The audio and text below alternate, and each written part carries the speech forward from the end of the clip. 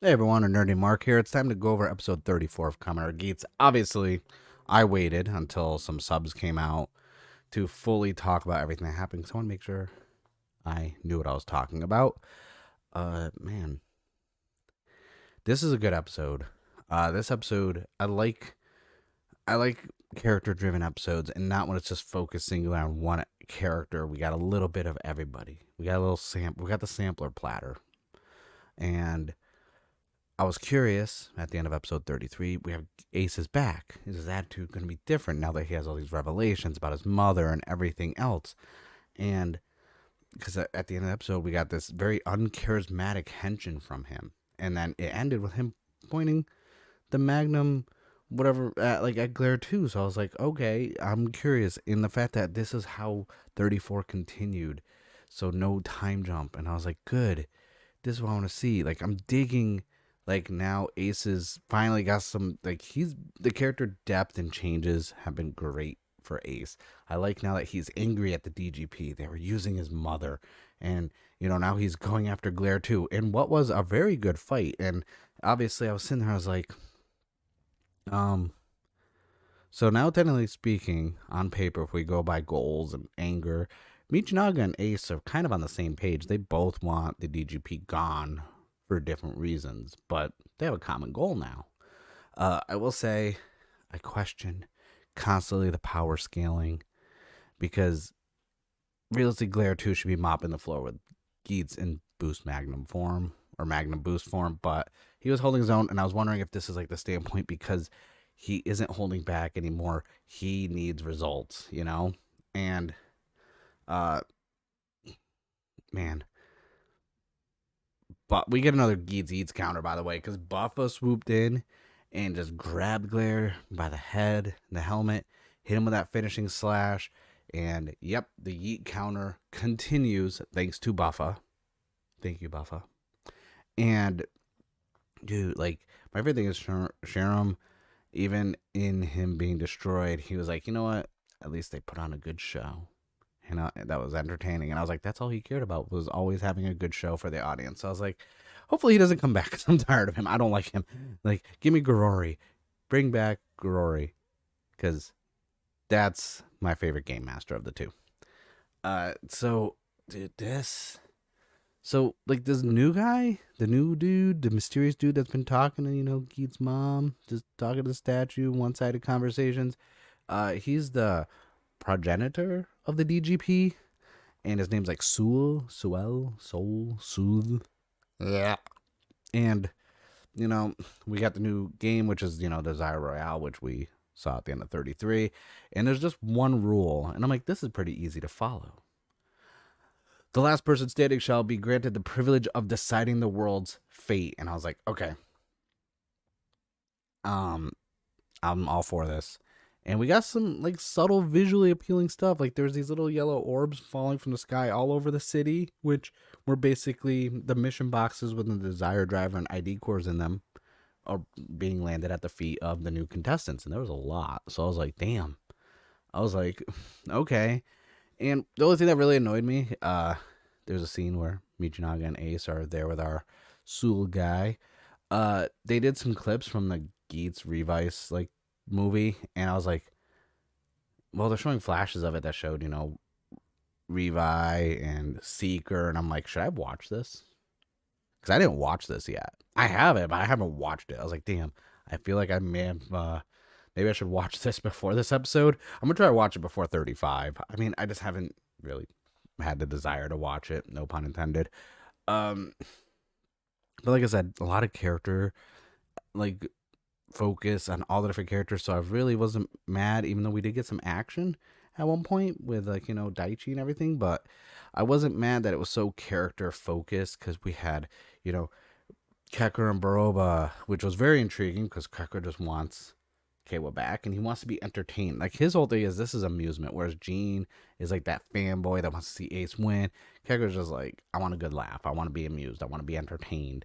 And I'm like, and have a good laugh. And I'm like, good. I feel like he's very focused on Kawa coming back, and we find out why because Kekker shows up and he makes a deal with Sarah. He's like, you want Kawa back because Kawa's been missing. All she has to do is touch that ID core and basically join the Desire Royale, and Kayla will be back. And she does that because this is nighttime. The next morning she wakes up. Kayla's in the kitchen doing some dishes. No memory, and I'm like, all right.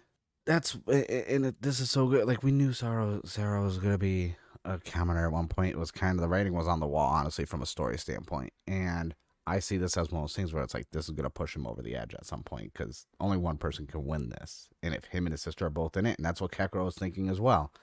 And the cool thing is, we're in the 30s now. We're 34 episodes in, and this honestly to me, even though I would have liked to have some of this stuff sooner for character like driven episodes where it's everybody and not just one person, at least we're getting it now and not in the final stretch when there's like, 8 episodes left.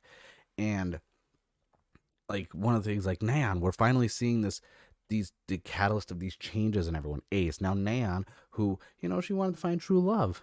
But now that she, found out that she's a wish baby, she doesn't, and she's not like, she doesn't feel like she's a real person. She wants everyone to forget that she exists. That's her new wish. And Kyun was like, what? And, because she doesn't want to let her fans down, but she doesn't want the Kurama, like, she doesn't want that last name anymore. So she's like, everyone can forget me. So that way she's not letting her fans down of Neon TV. And I'm like, okay. Like, this is, like, everyone has their motive. And I'm like, damn, this is so good. And like and all these characters are finally getting these push forwards in their own personal narratives because we have Sumeri and Ace talking.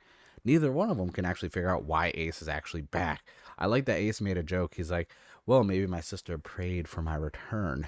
And she actually did say, she's like, she didn't pray, but she did make a wish. But she didn't tell us what the wish was. So I'm like, okay, we could save that. Let's not get everything right now. Let's save some of it. Let's let it roll out over time and, not have certain major revelations outshadow everything else that's going on right now. And, because Sumeri, on top of this, she's starting to doubt the DGP and how they do things and how it wasn't always, working out. And she wants to learn more about these wishes. And, we learn more because we know what Nan wants. Now we know, and we already know what Buffalo wants, but now we know what Ace wants. And his wish is for his mother to be free. They're doing construction outside. This is annoying. And I'm like, cool. I'm digging this new change in Ace. Now he doesn't want to be this, he found that loophole to get a wish that involves his mom. uh, and there's a lot of callbacks to older episodes in this as well because we have Sarah and Neon. They bump into each other once because now the Royale has started. And Neon even asks, like, why are you a rider? Where's Kayla and this and that? And like I said, the deal was she becomes a rider. Kayla returns. And we get, finally, after being so annoying with the Jamato Grand Prix, we get Daichi back. Like, good, smart, intelligent Daichi, not, why are you fucking here? And I feel like they only kept him in for the Jamato Grand Prix as just so they could be like, hey, look, Daichi's still here. So he would have more knowledge of everything that's still going on. And there's always those ulterior motives, like I said, with Keiwa and Sarah, because Keiwa's going to join in. Kekura is just, in as a frog statue, just in the apartment. And Keiwa's just sitting there. And he starts talking to him. And, he starts watching the TV. We see, Keiwa and him watching Daichi fighting against Nan and Sarah. But really quick, Sarah's little henshin pose was like a hybrid of Keiwa and Nan's, and I really like that. That was a good henshin pose. Quick, but I did like it. It was a nice little nod. But Daichi, because they didn't want to fight each other, Nan and Sarah, so Daichi's like, I'll fight you both. Let's go. And my favorite thing about Daichi fighting is you could see him calculating people's moves and this and that because he's countering constantly and he's got the upper hand. There was a cool scene where he literally had Nan pinned up against a tree while having his leg pinning Sarah on the ground at the foot of the tree, and I was like, all right. And Kay was just like, why are we watching this? Because when Sarah gets defeated by, well, not fully defeated, she dehensions. Kay was like, what? That's what is she doing there? And then magically, Kekura has that mission box for Keiwa. And I'm like, oh, we're getting Keiwa back. And now we're going to get angry Keiwa. Because as Daichi's going for that finishing blow, Keiwa shows up. Civilian form to stop him. Nah, the anger. you could see it on his face in that tension. And then we finally get the showdown because I feel like as much as Buffa and Ace, like Buffa and Geats have their history, so doesn't technically K1 and Daichi, because Daichi was one who kept throwing him under the bus in the Desire when they were doing the Disaster stuff. So it's like that's kind of his little antagonist as well. And we find out that this was Kekker's plan the whole time. Because he even says, people need to hit rock bottom before they overhaul themselves, and that Kawa needs his sister to be a catalyst for that kind of change. And I was like, that's sneaky. So Kekker knew Sarah wasn't gonna do good because she's nice and this and that, but like he knows if something happens to her, we're getting Kawa like going off the freaking rails, and I am like, this is great. And like I said, all the fighting between those two was so freaking good. And it gets, this is one time I'll say this, it's ruined because Buffa shows up. But like I said, Daichi with his smarts, he's like, now's not the time to face him right now. It's not smart, and he just dips out.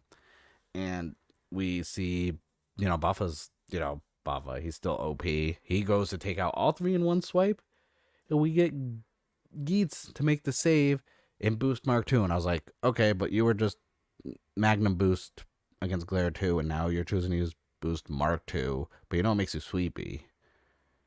Though whatever. It happens, honestly. It happens. And, my favorite thing is because I said there's callbacks to older episodes, like Nan and Sarah talking, and then Kawa showing. But Buffa's even like, why are you saving them? And he even says they all bonded over Soba. Even Buffa's like, what the hell are you talking about? Like, you fucking joking? And so they escape. And this is my theory. We're getting Ace versus Kawa.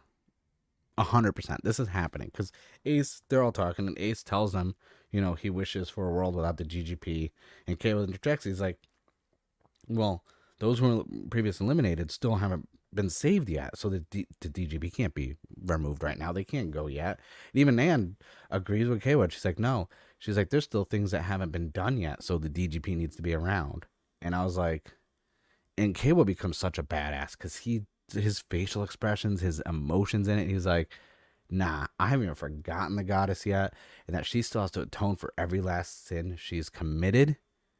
And that's Ace's mom, so I'm like, yo, they're gonna fight. It's gonna be good. I can't wait. But yeah, this is definitely one of those episodes where I was like, a lot of people probably are gonna like it. For me personally, as a fan of Kamen Rider and a fan of TV shows in general, like this was a great episode to me because we got good character development, a balance of everybody too. So it wasn't so like for a while there when I was complaining about the lull period, is like, okay, we kind of knew, okay, here's the 2-episode Kyun and Neon arc, here's the Jean and Ace arc, but the Jean stuff lasted way too long. This one, it's like they're back to, okay, let's balance multiple characters, which they were doing really good in the first 17, 18 episodes of the show. And I'm glad they're back to this balance of everybody. And I'm looking forward to 35. I think this will be I think we're, like I said, the momentum, the upswing has happened. I'm gonna have to check out the movie. I don't know if I'm gonna do a review for the movie or not. I don't know. I gotta watch it though. If I have time, I'm gonna try and watch it before 35. But yeah, let me know in the comments below what you thought of episode 34 of Kamen Rider Geats. I enjoyed it a lot. So I'm curious what you guys think. Don't forget to like the video and subscribe, all that good jazz. Thank you guys for watching. I'll see you guys in the next video.